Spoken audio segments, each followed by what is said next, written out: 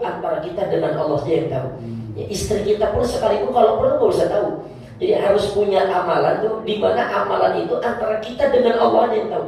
Anak istri pun kalau perlu nggak usah tahu. Entah amalan apapun itu, entah sedekah, entah zikir, amalan apa aja. Jangan sampai ada yang tahu, cukup antara kita dengan Allah. Maka nanti ketika ditimbang itu, ya, dalam riwayat dikatakan ketika manusia ditimbang tuh, itu dia ke kiri enggak, ke kanan enggak tuh. Ke kiri enggak, ke kanan enggak. Kan kalau kanan jelas arahnya ke surga, kalau kiri itu jelas arahnya ke neraka. Mentok dia di tengah-tengah. Ya, mentok dia di tengah-tengah.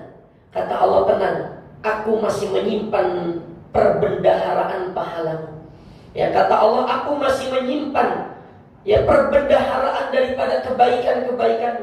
Kata orang ini, apa yang engkau simpan ya Allah? Ya, kata Allah, dulu ketika engkau punya azam, punya tekad, punya niat yang baik, tapi engkau tidak mampu melakukan itu karena kondisi tertentu, maka itulah yang aku simpan perbendaharaan itu. Maka betul kalau ada ulama yang ngajarin banyakin niat, banyakin niat. Meskipun kita belum mampu, yang penting niat aja dulu. Ya, karena nanti itu akan menjadi perbendaharaan di akhirat. Itu terjadi ketika orang Yahudi bersedekah dengan hartanya yang banyak. Lalu datang orang-orang beriman, ya Allah, ya Rasul, aku iri dengan orang Yahudi yang dia mendermakan hartanya di jalan. Saya pengen kayak orang itu, si Yahudi itu, tapi saya nggak mampu. Kata Nabi, banyakin niatnya. Engkau berniat ketika engkau kaya nanti engkau akan melakukan seperti itu. Meskipun nanti udah meninggal belum juga kesampaian, itu sudah disimpan perbendaharaan itu oleh Allah. Ya. Ya, jadi orang yang berinfak secara terang-terangan maupun sembunyi itu ciri penghuni surga ada. Kemudian dia menolak kejahatan dengan kebaikan. Menolak kejahatan dengan kebaikan artinya dia memaafkan tuh. Dizalimi dia balas dengan kebaikan. Maka ada adil, ada ihsan.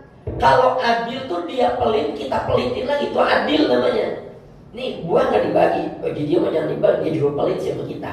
Gitu. Itu adil namanya. Orang pelit kita balas pelit, adil. Ya. Tapi kalau ihsan, orang pelit kita balas dengan kebaikan, tuh ihsan namanya, cakep tuh.